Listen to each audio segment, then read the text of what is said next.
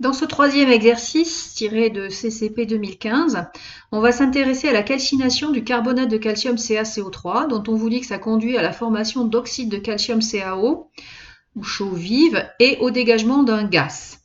Écrire la réaction de calcination du carbonate de calcium, calculer la variance d'un système pour lequel la réaction de calcination du carbonate de calcium, dans une enceinte ne contenant initialement que du carbonate de calcium, conduirait à un équilibre. Conclure. Alors je précise qu'ici la question est un peu ambiguë puisque je vous rappelle que la variance est définie dans le cas général. Or ici on vous précise les conditions du protocole. Donc en clair la question est double. Il faut calculer la variance d'un système pour lequel la réaction de carbonate de calcium est à l'équilibre et puis éventuellement voir un peu ce que le protocole conduit en termes de degré de liberté réel. Je précise que j'ai supprimé la dernière phrase qui ne présentait guère d'intérêt pour la résolution. Donc, passons à la résolution. La réaction s'écrit comme ceci. CaCO3 tel que nous le disait le texte donne CaO tel que nous le disait le texte plus le gaz CO2. Sous-entendu, le carbonate de calcium, mais on le sait, est un solide, alors que CaO est aussi un solide, et c'est pour ça qu'on vous précisait qu'un gaz se dégageait. Donc nous avons là deux solides, l'un est un oxyde de calcium, l'autre est un carbonate de calcium, leurs structures ioniques sont certainement fort différentes, et donc ils constituent deux phases, avec une troisième phase qui est la phase CO2. On constate qu'on a un gaz dans les produits, et donc P est certainement un facteur d'équilibre. Donc nous allons répondre à la question, calculer la variance. Donc pour calculer la variance, il faut calculer le nombre de paramètres intensifs, comme d'habitude, T, P, 1, 2, 3 réactifs, dont 3 fractions molaires à définir, soit N égale à 5, 1, 2, plus 3, 5.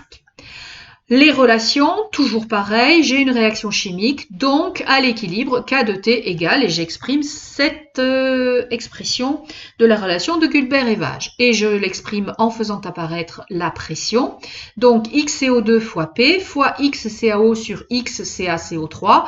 Je précise que en principe, ils sont égaux à 1, mais là, on est dans un calcul un peu particulier, donc je peux les laisser, quitte à dire ensuite qu'ils valent 1, ce que je vais faire immédiatement. Et donc, je vais préciser que la fraction molaire de CaCO3 vaut 1, la fraction molaire de CaO vaut 1, et finalement, je n'ai qu'un gaz, et donc la fraction molaire de CO2 vaut 1 aussi, puisque j'ai 3 phases contenant chacun un seul produit. Les solides sont purs et le gaz est seul. Et donc au final, j'ai une relation d'équilibre, 3 relations de fraction molaire, ça fait 4, et j'ai un Y qui vaut 4. Et la variance valant N moins Y vaut 1. Ce qui signifie qu'on peut choisir un seul paramètre. Soit je vais choisir P, soit je vais choisir T. Donc la température d'équilibre est une fonction de la pression, ou plus couramment, la pression d'équilibre, c'est-à-dire la pression en CO2 à l'équilibre, est une fonction de T. Ce qu'on savait déjà ici, puisque les fractions molaires étant égales à 1, je me retrouve avec fraction de CO2 qui vaut 1, P total égale K de T, une fonction de T. Il suffisait d'écrire la relation d'équilibre là pour conclure en y intégrant les fractions molaires égales à 1. Alors, est-ce que le protocole qui nous a été précisé conduit à un degré de liberté différent? Donc, à l'état initial, on nous dit je pars de N mol de CaCO3, 0 et 0. À l'état final, j'ai N-xi, xi et xi, et là je fais tilt, j'ai le même nombre de moles. Oui, mais, là vous voyez un mais, attention, deux nombres de moles égaux conduisent à fraction molaire égale, à condition que les espèces soient dans la même phase. Or, ces espèces ne sont pas dans la même phase, donc en clair, ça n'apporte rien de plus.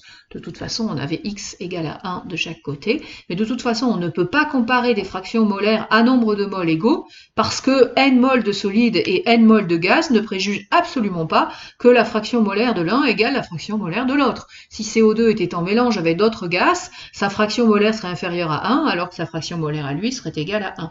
Donc en aucun cas, la fraction molaire ne peuvent être égales. Conclusion, on n'a rien imposé de plus, on a K égale 0, le degré de liberté égale 1, égale donc la variance, d'où la façon dont le sujet était rédigé, parce qu'en réalité, peu importe le protocole, variance et degré de liberté dans ce cas sont égaux.